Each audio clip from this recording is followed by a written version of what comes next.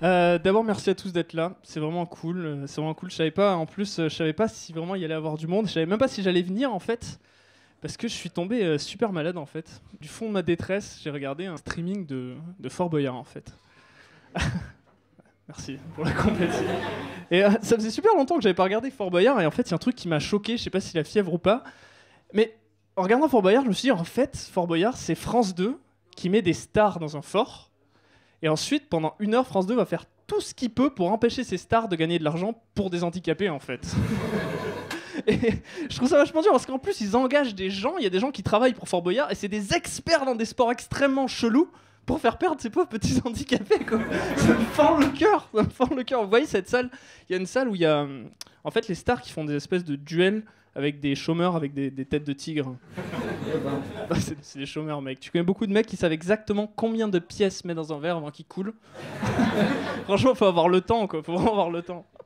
D'ailleurs, ils les appellent les maîtres du temps. Hein. Je pense que c'est lié. C'est un nom vachement cool pour Pôle emploi. On devrait faire des trucs genre cette année, terrible crise, le taux de maître du temps en hausse. Et je suis sûr que les mecs de France 2, ils recrutent les gars, ils recrutent les têtes de tigre à Pôle emploi. Les mecs doivent se rendre à Pôle emploi. Et vous avez des compétences particulières? Bon, c'est-à-dire que moi, je sais faire brûler un petit papier très doucement. Après, je me débrouille en Mikado, vraiment, c'est un truc très normal. Très bien, voilà votre tête de tigre, vous commencez la semaine prochaine. Sinon, je suis de Toulouse. Je suis de Toulouse et récemment, j'ai appris un truc sur Toulouse. Enfin, c'est pas vraiment sur Toulouse, c'est plus sur le sud de la France, en fait. C'est qu'on a un problème avec les ours. On a une immigration d'ours slovènes dans les Pyrénées. Ouais.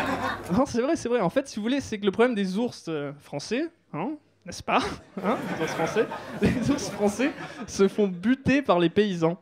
Et donc, ça veut dire que les gens vont chercher des ours en Slovénie et ils vont les chercher en hélicoptère.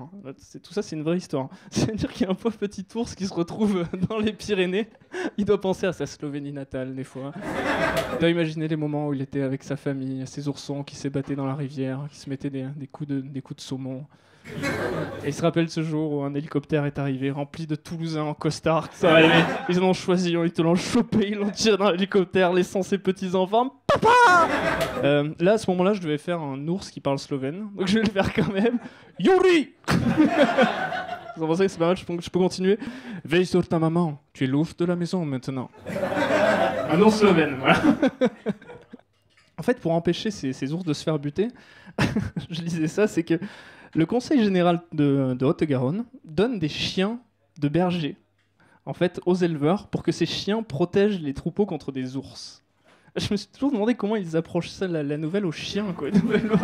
Écoute, Titou, tu fais comme d'habitude, hein, tu t'emmerdes pas, écoute. Imagine, c'est des gros lapins, en fait. C'est des gros lapins. Et le truc, et ça c'est une vraie histoire, quoi.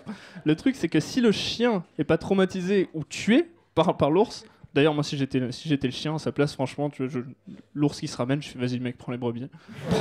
Prends tout, mec, prends tout. Attends, non. Mets-moi une droite avant de partir. Je dirais au berger, mets-moi une droite avant de partir. Et ces chiens-là, s'ils sont pas traumatisés ou tués par les ours, en fait, ils marchent plus.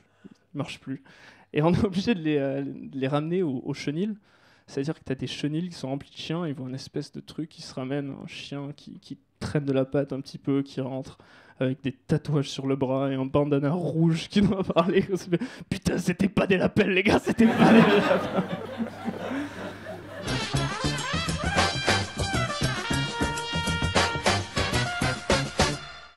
Contrairement à ce que mon apparence pourrait laisser faire croire, je n'ai pas un balai dans le cul. Non, j'ai un aspirateur, je suis une femme moderne, moi. Quand j'étais petite, je rêvais beaucoup et du coup, je voulais travailler dans le cinéma. Du coup, j'ai fait des études de cinéma. Du coup, j'ai été au chômage, comme tous les gens qui font des études de cinéma. Et c'est terrible. Du coup, j'ai dû me trouver un job alimentaire. Et comme toutes les petites meufs de Paris qui cherchent un job alimentaire, j'ai fini dans le babysitting.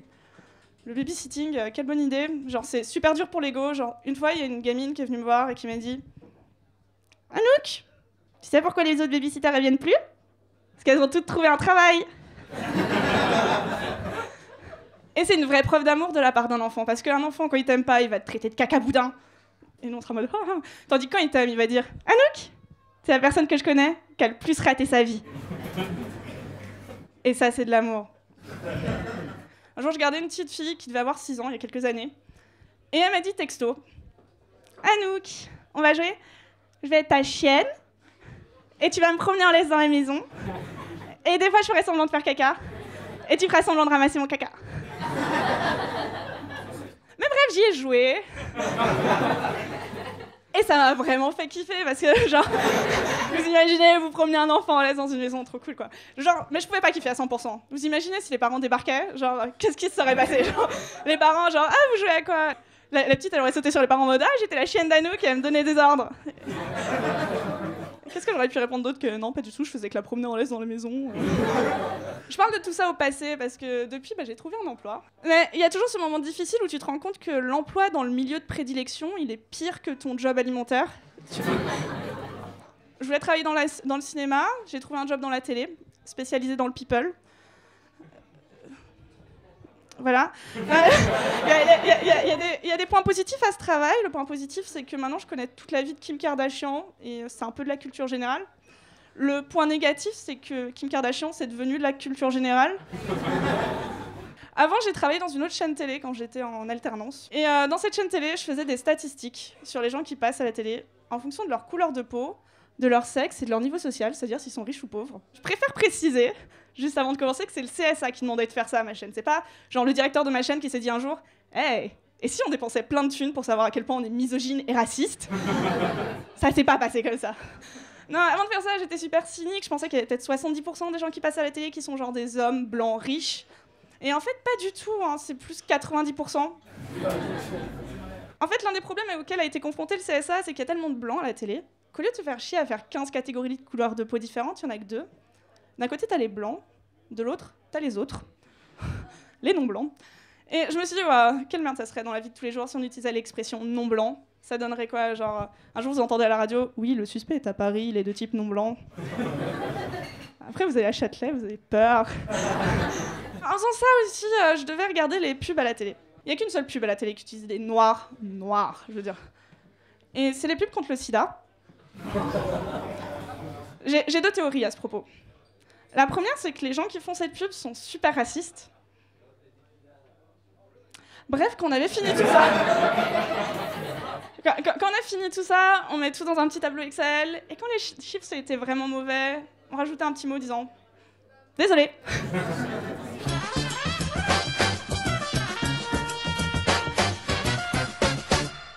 Je m'appelle Christo, voilà, j'ai 31 ans. Voilà, 31 ans, c'est un peu l'âge des bilans. Tu sais, et j'ai fait mon bilan et je suis un peu frustré. Voilà, vous me voyez aujourd'hui un peu frustré parce que je suis persuadé que j'aurais pu être un grand sportif. Voilà, je suis persuadé que j'aurais pu être un grand joueur de foot. Voilà, je pense que dans cette salle, tout le monde se souvient de mon match à Brétigny-sur-Orge. Un match vraiment intense. En plus, j'avais marqué, la particularité de ce match, c'est que j'avais marqué à la 90e minute sur coup franc, un instant suspendu, pleine lucarne, ce qui nous avait permis de perdre 5-1. Je trouve que c'est important de perdre avec dignité. Voilà, c'est très important. Alors pour être tout à fait honnête, voilà le domaine dans lequel j'excelle, le domaine dans lequel je vous surpasse tous. Hein, une affirmation un peu insolente, mais je l'assume totalement. C'est la fraude. Voilà, je suis un grand fraudeur. J'ai tellement fraudé dans ma carrière que j'en ai développé comme une sorte de déformation professionnelle. Je m'explique. C'est-à-dire qu'au taf, j'ai tendance à enjamber les tables comme ça sur la base de rien. Tu sais, où je colle les collègues à la machine à café en disant « Excusez-moi, mais tu sais, avec la voix chelou du métro, tu sais, on a tous une voix chelou dans le métro, tu sais, on n'a pas notre vraie voix. Excusez-moi. » Qu'est-ce qui t'arrive, mon ami? Qu'est-ce que tu as à la lèvre inférieure? Je sais pas, je suis resté bloqué, tu sais, à force de faire des selfies en duck face. Alors celle-là, elle est faible, mais la vie de ma mère, je la garde. Je vais expliquer pourquoi. C'est parce que ça me permet d'ouvrir une parenthèse Facebook. Hein. Et là, je m'adresse à vous, mesdemoiselles. Hein. En fait, c'est plus une requête, plus une demande. S'il vous plaît, arrêtez de poster vos pieds sous prétexte que vous partez en vacances. Genre, mes pieds à Phuket, waouh, ma vie est trop belle. Mes pieds à Djerba, waouh, je me kiffe, c'est relou. Surtout quand les gars font pareil. Je me suis levé un matin, j'ai allumé Facebook, l'enfoiré, il faisait quand même du 48. 2 pattes poilues. Ses doigts de pied, c'est des espèces de knacky balls. Hein, en plus, entre nous, il était juste sur la base de loisirs de Torcy. C'est un moment, tu respectes les gens ou pas? Y a-t-il des limites? Je suis en guerre contre la RATP. Hein. Ce que je n'ai pas précisé, c'est que c'est une guerre que j'ai perdue il y a bien longtemps, on va pas se mentir. Il y a 39-45 amendes, pour être précis.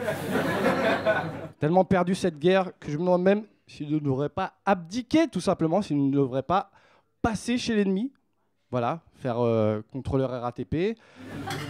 La dernière fois, je sortais du métro à Galligny. Alors, Galligny, pardon, c'est à Bagnolet. Enfin, je sais pas s'il y en a qui connaissent. Enfin, je sais pas s'il y en a qui pécho. Donc voilà. Donc, la dernière fois, je sortais et j'entends qu'on me klaxonne.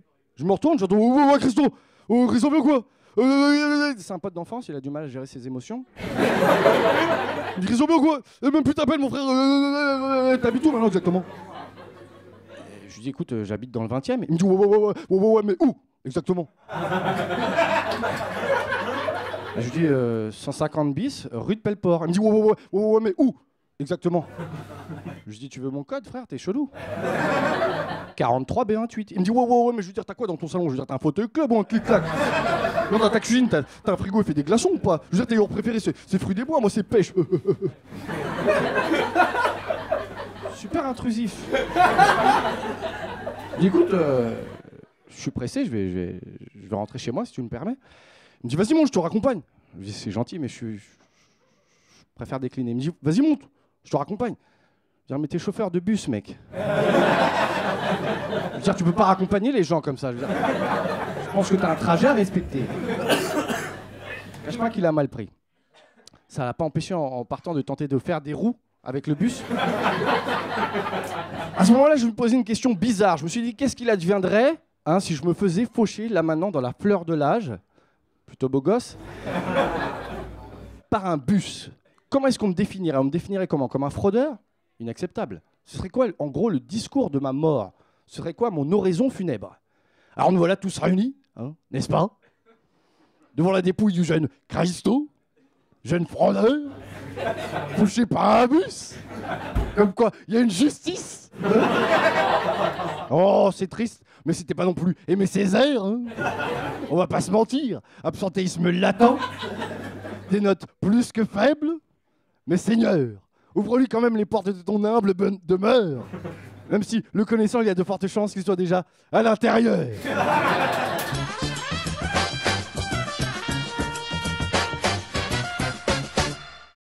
J'ai beaucoup de mal à saluer les gens dans la rue. Et des fois, des gens me disent bonjour dans la rue. Et moi, je me dis, oh, je suis supposé les connaître, mais je dis bonjour d'abord, comme ça. Et en fait, le mec me regarde, il me fait... Et je me retourne. Et en fait, il dit bonjour à quelqu'un qui est derrière moi. Et du coup, je fais, oh mon Dieu, oh, je me sens comme une merde. Je déteste ce sentiment. Du coup, la dernière fois, il y a quelqu'un qui m'a dit bonjour dans la rue. Et je me dis, cette fois, je vais pas me faire avoir. Je vais regarder derrière moi. Ok, il n'y a personne. Je vais dire bonjour. Et la personne a continué, a dit bonjour encore plus fort, tu vois. Du coup, je me suis dit, oh là là là, je vais vérifier. Et derrière moi, il y avait quelqu'un qui disait aussi bonjour très fort. Et j'ai fait, oh mon Dieu, pourquoi? Et là, je me suis fait renverser par une voiture. Et quand j'étais en l'air, je me suis dit, oh, c'est pour ça que ces deux personnes-là me faisaient signe, en fait. C'est parce que j'étais au milieu de la route. Il faut apprendre à faire confiance aux gens. C'est ça la leçon de... J'ai pas du tout de mémoire. Je suis très impatient que la technologie me permette de combler ça. Par exemple, d'avoir des lunettes qui affichent les informations dont j'ai besoin. Par exemple, quelqu'un me reconnaît dans la rue et me dit « Hey Fred !» Et je suis là genre « Hey Marie comment vas-tu depuis ton cancer du sein ne pas mentionné ?» Je sais pas si ça vous est déjà arrivé, j'ai croisé un enfant qui me ressemblait. Sérieusement, meilleur truc. Dans ma tête, il semblait se dire lui aussi genre « Oh, un adulte qui me ressemble !» Il avait à peu près 8 ans et je lui ai fait la chose que j'ai toujours voulu qu'un adulte qui me ressemble me fasse quand j'avais 8 ans. Je suis allé vers lui et j'ai fait « Salut, je suis toi du futur. » Et dans ma tête, j'étais prêt quand j'avais 8 ans. Dans ma tête, j'avais un mot de passe. Parce que je savais que quelqu'un allait venir du futur pour me dire quelque chose, ou peut-être venir du futur pour me tuer. Donc j'avais un mot de passe pour reconnaître si c'était moi ou quelqu'un qui se faisait passer pour moi. Je savais que quelqu'un allait venir du futur parce que j'étais spécial. Et je savais que j'étais spécial, parce que tout le monde autour de moi était idiot. Parce que personne n'avait un mot de passe au cas où ça arrive, tu vois. Du coup, j'étais prêt. Et lui, il s'en foutait. Et, par contre, il a dit un truc, genre, je m'y attendais pas. Il m'a regardé, il fait « Ok, quelle est ma mission ?» Je savais pas quoi dire, j'ai fait la première chose qui me passe par la tête, j'ai fait tu veux sauver le futur, tu dois tuer le président. Il a fait ok, il s'est barré, tu vois. Et j'étais genre oh mon Dieu, c'est la meilleure / pire chose que j'ai fait dans ma vie. Et Et en même temps, personne remontera jusqu'à moi. Genre, c'est l'avantage. Tu vois, si tu es vraiment le président, genre, personne va savoir que c'est de moi. Et en plus, c'est la meilleure manière de quitter son poste de président, tu vois, quand t'es président. C'est de se faire tuer par un enfant de 8 ans, qui prétend que c'est lui-même du futur qui lui a dit de le faire. Je m'intéressais beaucoup à un truc quand j'étais enfant, c'est genre, qu'est-ce qui fait rire les gens? Je comprenais pas trop l'humour quand j'étais petit. Et je pense que la raison à ça, c'est parce que quand j'étais petit, la seule source d'humour que j'avais, c'était mes parents. Et ça, c'est toujours mauvais. Genre, ils m'emmenaient au zoo, ils me montraient la cage aux singes, j'ai fait, tu vois là? C'est toi. Oh. Tu vois la blague de parents. Et moi, dans ma tête, j'étais super confus parce que je comprenais pas l'ironie à l'époque. Pour moi, dans ma tête, c'était la grosse crise existentielle. Genre, est-ce que c'est moi en face? Est-ce que je suis un singe? Est-ce que je suis adopté? Il faut pas que le gardien du zoo sache que je suis pas dans ma cage. Oh mon Dieu, qu'est-ce que je dois faire? Je suis très intéressé par tout ce qui est langage. Par exemple, il y a cette expérience qu'un roi a fait sur des bébés un jour. Il voulait savoir si les humains avaient un langage avant celui qu'on leur apprend. Du coup, il a pris des bébés. Il a demandé à leur nounou de ne pas leur parler, de s'occuper d'eux, mais ne jamais leur parler, pour voir s'ils développaient leur propre langage, un langage qui serait à l'origine des êtres humains, tu vois. Les bébés sont morts. Parce que quand tu parles pas à un être humain, il s'ennuie. Et de cette expérience, en fait, on peut en tirer deux choses. Un, l'être humain est un être social qui a besoin qu'on communique avec lui, et l'expérience le crée. Deux, j'adorerais trois pour faire des expériences sur les bébés. Genre, sérieusement, ça a l'air d'être génial. Et je pense qu'on fait pas tant d'expériences que ça sur les bébés parce que ça meurt vite. Donc, t'es limité en termes d'expérience de ce que tu peux faire. Tu vois. Mais en tout cas, ce genre d'expérience, c'est trop bien, tu vois. Genre, j'aimerais bien juste pouvoir leur parler ironiquement et voir comment ils grandissent de manière confuse, tu vois, sans savoir vraiment... Oh, je t'ai changé! Alors que tu l'as pas fait, tu vois. Ils sont là, genre, quoi? Qu'est-ce que la vérité? Tu vois, ils comprennent pas.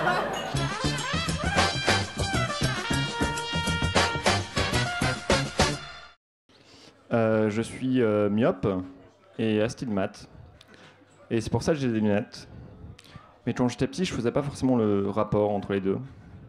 Et je me souviens, quand j'ai eu des lunettes, j'avais un peu moins de 5 ans. Et je marchais dans la rue avec mon père, et mon père m'a dit « Hey, tu vois ça ?» Et j'ai dit « Ah non, où ça, quoi? Non, je ne vois rien, je suis aveugle. » Parce que j'étais super drôle quand j'avais 5 ans. Et mon père m'a dit « Tu vois rien? Et ben, je vais t'emmener chez l'ophtalmo. » J'ai dit non, papa, c'est une blague. Il m'a dit non, je vais t'emmener chez l'ophtalmo. Je suis allé chez l'ophtalmo, j'ai fait un test pour les yeux. J'ai eu des lunettes. Mes parents m'ont acheté des lunettes. Et tout ce que je pensais, c'était c'est bien trop tard pour leur dire que c'était une blague. Je vais juste devoir porter des lunettes toute ma vie. Parce que mes parents n'ont pas d'humour. Et le pire, c'est que j'adorais me déguiser en Superman. Et je sais pas si vous avez déjà vu un enfant déguisé en Superman, mais qui a des lunettes. C'est la chose la plus triste du monde. C'est comme si Superman avait oublié d'enlever ses lunettes. Et tous les méchants sont là, genre, mec, on sait que t'es Clark Kent. T'as oublié le seul truc qui fait la différence. Je me posais beaucoup de questions quand j'étais petit. Et je me posais des questions sur Picsou. Comme pourquoi il a une piscine de pièces? Parce que ça doit pas être agréable de plonger dans une piscine de pièces. Pourquoi il prend pas toutes ses pièces et il s'achète une piscine avec? Pourquoi il habite dans une ville qui s'appelle Donaldville et son neveu s'appelle Donald? Ça, j'avais une théorie. Attendez. Je pense que c'était l'anniversaire de Donald et Picsou lui a dit j'ai un cadeau pour toi. Maintenant, on s'appelle plus New York, on s'appelle Donaldville. Et Donald a dit c'est gentil tonton, mais j'aurais préféré un pantalon. Je suis seul dans ma vie. Mais ça va. Je me fais des blagues. J'aime bien la blague de t'es derrière quelqu'un et tu lui tapes sur l'épaule droite. Mais en fait, t'es à gauche. Sauf que j'ai pas beaucoup d'amis. Du coup, je le fais à moi-même. Et je me tape sur l'épaule droite. Et je me retourne. Et je me dis, tiens, il y a personne. Et c'est vrai. Il y a personne. J'ai amené un instrument de musique.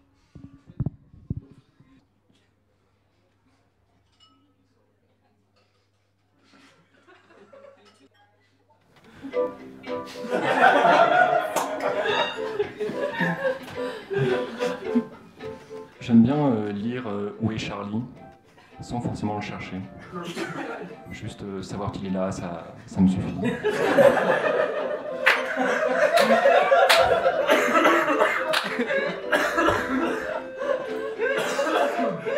J'ai lu dans une interview il y a pas longtemps que Daniel Radcliffe il était bourré pendant tout Harry Potter 6. Et c'est marrant parce que moi aussi.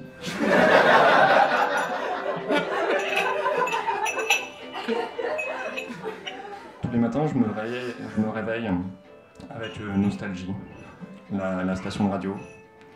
Et ça me rappelle des chansons que j'écoutais quand j'étais petit. Ça me rend triste et heureux à la fois. Et c'est un sentiment, c'est pas de la mélancolie, je sais pas comment l'appeler.